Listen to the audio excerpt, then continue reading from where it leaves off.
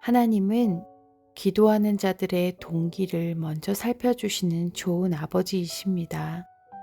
마음의 동기를 살피신다는 것이 그저 외식적으로 모습만 보여주려는 사람에게는 굉장히 부담스럽고 두려울 수 있는 사실입니다.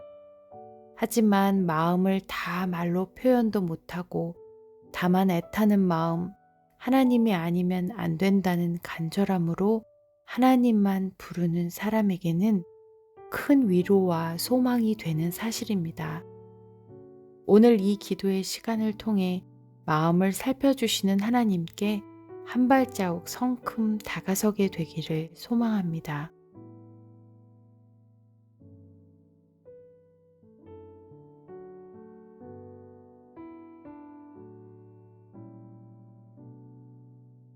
말라기 2장 17절. 너희가 말로 여호와를 괴롭게 하고도 이르기를 우리가 어떻게 여호와를 괴롭혀 드렸나이까 하는도다. 이는 너희가 말하기를 모든 악을 행하는 자는 여호와의 눈에 좋게 보이며 그에게 기쁨이 된다 하며 또 말하기를 정의의 하나님이 어디 계시냐 함이니라.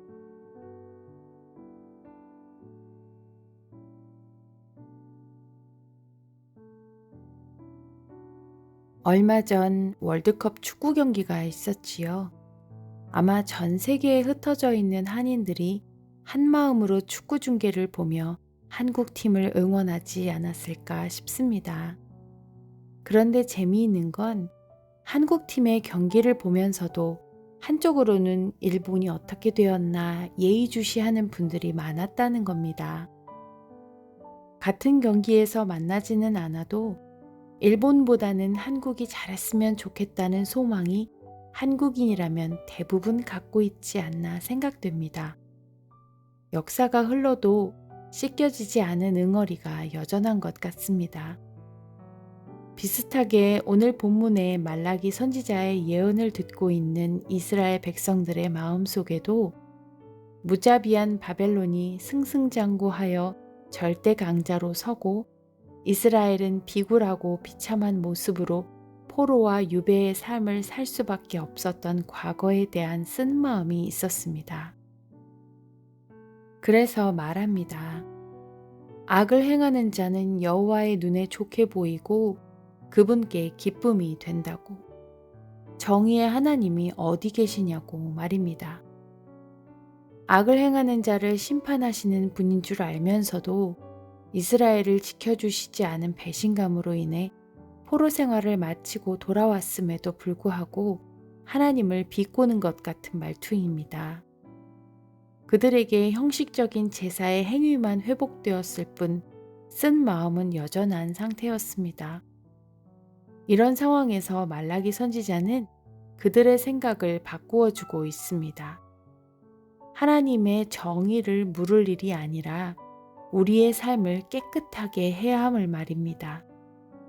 이스라엘을 괴롭힌 바벨론에 초점을 맞출 것이 아니라 하나님이 이스라엘을 향해 기대하시는 것이 무엇인지 생각해 보기를 권하고 있습니다.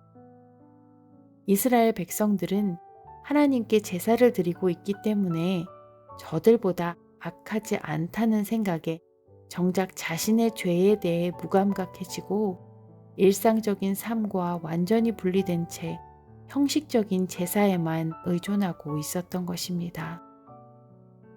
때로 우리 마음에 일어나는 악행하는 자들을 향한 분노와 불평을 맞닥뜨릴 때 하나님은 그들보다 주의 백성을 주목해 보시며 더 정결해지고 더 하나님을 찾고 경험하게 되기를 원하심을 기억해야 합니다.